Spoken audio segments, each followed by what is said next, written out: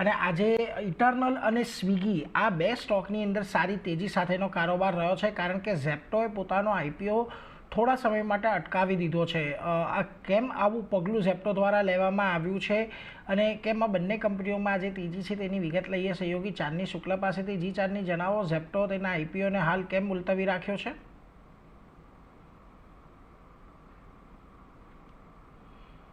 જી, તો જે રીતે તમે જણાવ્યું, ઝેપ્ટોનો આઈપીઓ અહીંયાથી ડિલે થતો આપણને દેખાડી રહ્યો છે. કંપનીનો જે ટાર્ગેટ હતો 2025માં લઈ આવવાનો, એ હવે તેઓ ડિલે કરી રહ્યા છે. જે ટાઈમલાઈન છે 2025ની અહીંયાથી પૂરી થતી નહીં દેખાય અને કંપની જે છે અહીંયા કેલેન્ડર યર 2026માં પોતાનો આઈપીઓ ઝેપ્ટો જે છે એ લાવશે, એટલે અહીંયાથી ડિલે થઈ રહ્યું છે 2025ને બદલે 2026 માટે. હવે સૌથી પહેલાં તો કારણો જોઈએ, શું કારણથી આ કંપનીનો ડિસિઝન છે. એક તો જે ફિનાન્શિયલ વીકનેસ આપણે જોઈ રહ્યા છીએ, હાઈ કેશ બર્ન કંપનીમાં જે જોઈ રહ્યા છીએ એ એક પીક પર આપણને દેખાડી રહ્યું છે. 60 થી $70 મિલિયન જે છે અર્લી 2025ની અગર વાત કરીએ તો આપણને જોવા મળ્યું છે. સાથે કંપનીનો જે ટાર્ગેટ હતો Q4 FY25ની વાત કરીએ તો રેવન્યુને લઈને અને કોસ્ટ ટાર્ગેટ જે એ કંપની અહીંયાથી મિસ આઉટ કર્યું છે, એને કારણે એક રીઝન છે. એટલે ફિનાન્શિયલ વીકનેસ હજુ સુધી કંપની જોઈ રહી છે, એને કારણે. બીજી સ્ટ્રગલ કંપની માટે જે છે પ્રોફિટેબિલિટી અને હાઈ ફિક્સ્ડ કોસ્ટ જે છે એ જેમાં એનો સમાવેશ થાય છે 100 કરોડ રૂપિયાનો અને મંથલી બેસિસ પર, એટલે સેલરી બિલની જે વાત કરીએ એ પણ કંપની માટે અહીંયાથી એક કન્સર્ન છે. એ પણ એક કહી શકાય કે વિચાર છે ફિનાન્શિયલ બેસિસ પર કે જે કંપનીને લીધે એક ડિલે કરવાનું એક કારણ આપણે ગણી શકાય. ઓપરેશનલ ઇશ્યુઝ એ ઘણા મહત્ત્વના છે ઝેપ્ટો માટે.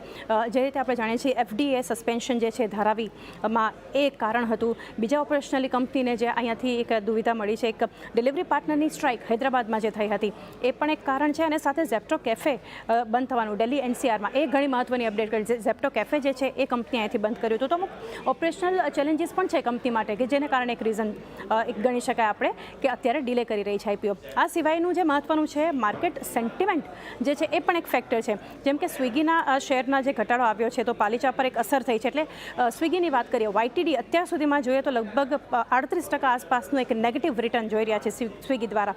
એ પણ એક ફિયર છે ક્યાંક ને ક્યાંક કે આઈપીઓનું જે પરફોર્મન્સ છે પ્રોફિટેબિલિટી વગર કઈ રીતના બતાવી શકે છે આઈપીઓ પરફોર્મન્સ, એ એક કારણ છે કે અહીંયા ડિલે હોઈ શકે. ઘણા બધા કારણો જે રીતે આપણે જોઈ રહ્યા છીએ. ઝેપ્ટોમાં અત્યારે જે આઈપીઓ ડિલે થઈ રહ્યો છે એ ખાસ કરીને પોઝિટિવ રહેશે ઝોમેટો અને સ્વિગી માટે. કઈ રીતે?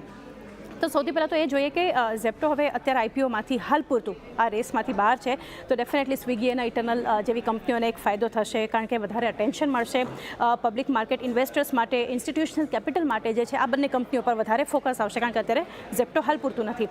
સાથે ઓપરેશનલ ડિસ્ટ્રપ્શન જે છે ઝેપ્ટોમાં, જે સ્ટોર ક્લોઝર આપણે વાત કરી, જે સ્ટ્રાઇક્સ જોઈ રહ્યા છીએ, રેગ્યુલેટરી ઇશ્યુઝ જે છે એ ખાસ કરીને એના કારણે થશે. સ્વિગીનું ઇન્સ્ટામાર્ટ અને સાથે ઝોમેટોનું બ્લિંકિટ જે છે એ વધારે અહીંયાથી સ્ટ્રેન્થ બતાવશે, એટલે વધારે મજબૂત થશે અને કસ્ટમર વધારે એના પર એક ફોકસ કરશે. એ પણ એક બેનિફિટ ગણી શકાય.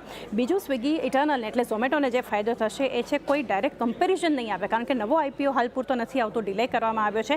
એને કારણે જે છે એક બ્રીધિંગ રૂમ કંપનીને મળશે, ક્યાં વધારે ઇમ્પ્રુવમેન્ટનો સ્કોપ છે, શું નવી વસ્તુ આપણે કરી શકાય. ઇનફ ટાઈમ અત્યારે ઇનફ રૂમ જે છે કંપની માટે બનતો દેખાડી રહ્યો છે સ્વિગી અને ઝોમેટો માટે. તો અહીંયા ખાસ કરીને ઝેપ્ટો દ્વારા હાલ પૂરતું જે છે એક અટકાવવામાં આવ્યું છે આઈપીઓ. 2025ના ટાર્ગેટને બદલે 2026માં તેઓ લઈ આવશે.